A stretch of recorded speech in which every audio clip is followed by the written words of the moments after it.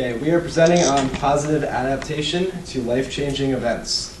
So Josh Dweck was an aspiring professional skier who forgoed his pathway to go into coaching. He coached some of the most talented free skiers in the world. A couple years into coaching, he badly misjudged the jump and landed severing his spinal cord at T11, which led to him being paralyzed from the waist down. After the incident, Josh told the media and his friends, like, do not mourn this, celebrate skiing, love it like I do. I'm going to be back in the mountains on a sit ski in no time. Sure enough, Josh was back, and eventually he was competing, and he's got a silver medal for Team Canada in the Paralympic Games, went on to get back out into the backcountry skiing, and even did the first sit ski backflip. Craig DiMartino, Jeremy Fry, and Pete Davis all have one thing in common. They're all missing a limb. They're also members of the first all-disabled team to scale one of the most iconic pieces of rock in the world, El Capitan in Yosemite Valley. Climbing ropes, carabiners, climbing-specific gear are all things you'll see on a climb like this. Prosthetic arms and limbs, typically not. These climbers did this to inspire, not to inspire or to create awareness, but because they simply just love to climb. So Josh's success in the mountains, Craig, Pete, and Jerem's endeavors on sheer granite walls are all examples of how coping strategies, catastrophizing, and social environments lead to moving forward in life with disabilities. So social and environmental factors are really important to take into consideration when thinking about how individuals with disabilities are going to adapt to their disability. We all know how important it is to have a strong social support system. Josh Dweck had a strong community of skiers, from people he coached, just the skiing community at large. Really helped him and was a great support structure to have through his endeavors and his hardships. What's also important is that that type of social support is conducive to that individual with a disability gaining their independence. So solicitous behavior in which a spouse or a significant other readily takes on a task for an individual with a disability can lead to reliance and heightened pain perceptions. So, and this ultimately is going to hinder their ability to gain independence. So Emily, who was nice enough to come in and talk to her class about her life and how she's been able to adapt to her disability, mentioned that during her upbringing, her parents used what she coined the 3-try rule. So she would really give it her all for 3 tries on any given task. And after those 3 tries, if she still couldn't do that task, then her parents would chip in and help her out. And she said this really got ingrained into her mentality that she needed to be independent, self-reliant, and really this stuck with her to this day. In a video we watched, Pete Davis, one of the climbers, introduces himself. He says, "I'm Pete Davis. I was born without an arm. People call me One-Armed Pete." And you get the sense through the tone in his voice that he's accepting his disability, but he's not letting it define who he is. And this is really important because he's identifying as a climber first and then an individual with a disability. Josh Dweck is identifying as a skier. I identify as a PT student. We're all trying to play a role in something bigger than we are. And this really helps to relate to other people and motivate us to become independent. All right. So catastrophizing can play a huge role on how someone adapts to life with a disability. Catastrophizing is the tendency to place an excessive amount of focus on pain and dysfunction and also negatively evaluate like your own ability to deal with it. So I'm sure we've all seen patients that have the tendency to catastrophize. They come in, they engage in a lot of negative self-talk, and they also may report some unrealistic symptom severity. They just blow everything out of proportion.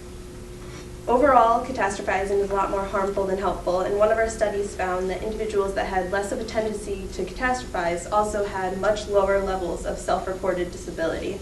So that's huge that these patients that don't catastrophize and don't fall into that cycle see themselves as much more able-bodied. Josh, the day of his injury, as Nick said. He said, "There's nothing to mourn here. I want you to celebrate skiing, love it the way I did." And then even upon reflecting on his injury, he said, "You know, my back healed up pretty well. I was back on the sit ski faster than someone would have turned around an ACL injury."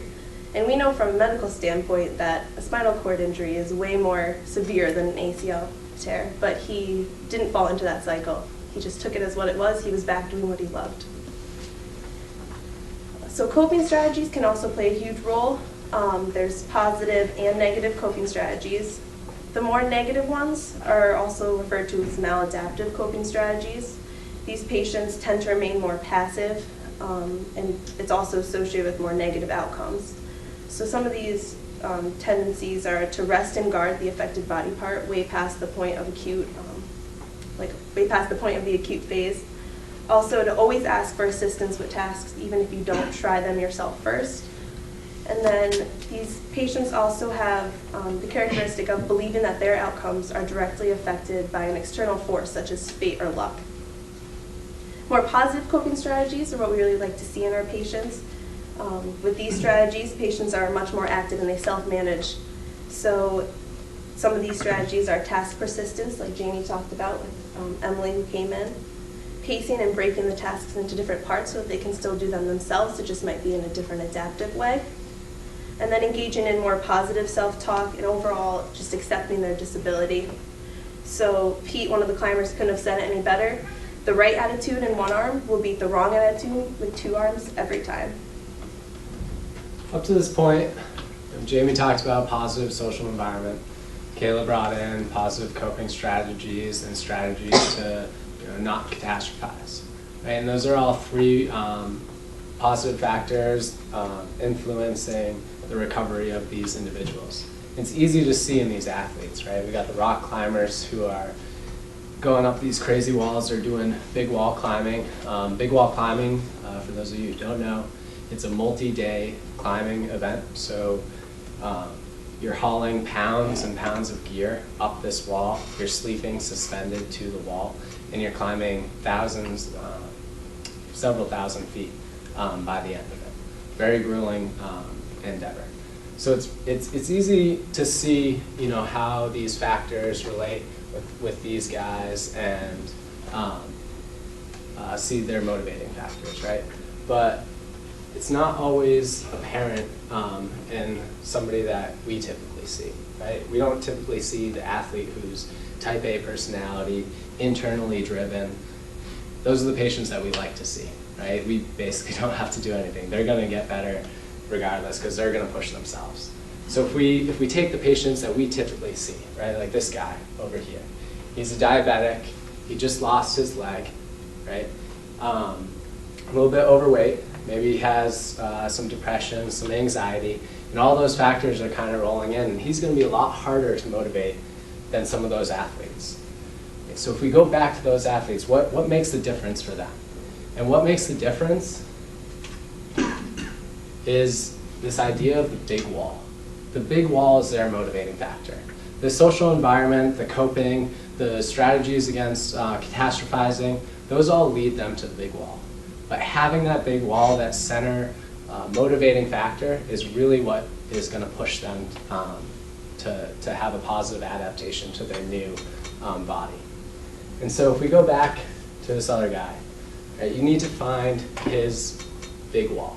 And his big wall might be fishing with his grandson.